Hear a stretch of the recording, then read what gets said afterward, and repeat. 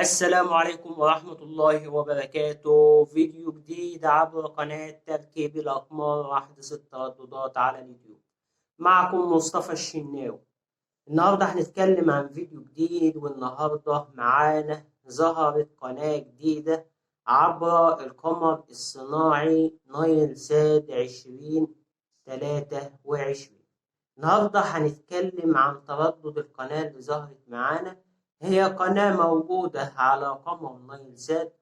طبعا احنا عارفين ان قمر النايل سات بينزل عليه تحديثات مستمرة بشكل يومي، في قنوات جديدة بتظهر وقنوات بتغلق.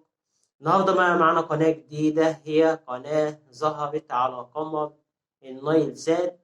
تردد القناة ترددها إشارته قوية جدا عبر القمر الصناعي نايل سات. تردد القناة هو 11637.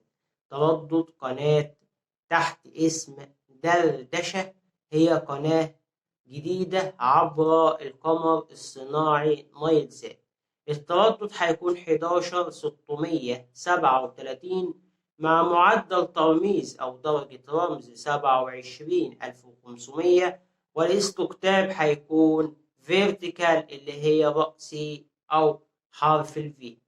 يبقى هنقول القناة اللي معانا النهاردة تاني هي قناة تحت اسم دردشة. تردد القناة 11637 مع معدل ترميز 27500، والاستقطاب هيكون عمودي اللي هي حرف الفي. ده قناة جديدة ظهرت عبر القمر الصناعي نايل سات. هنتكلم عن نقطة بسيطة. طبعا التردد ده تردد حزمة شرقية، علشان الناس تبقى عارفة إن التردد ده تردد حزمة شرقية، فلازم مش بيشتغل يعني في الدول زي اللي هي دول شمال أفريقيا أو بيقولوا عليها المغرب العربي زي تونس والمغرب والجزائر وموريتانيا وليبيا. قناة تاني اللي كانت معانا النهاردة هي قناة دردشة عبر القمر الصناعي نايل سات. ترددها 11637 مع معدل ترميز 27500، والاستقطاب هيكون رأسي أو فيرتيكال. وانتظرونا في فيديوهات مقبلة عبر قناة تركيب الأقمار.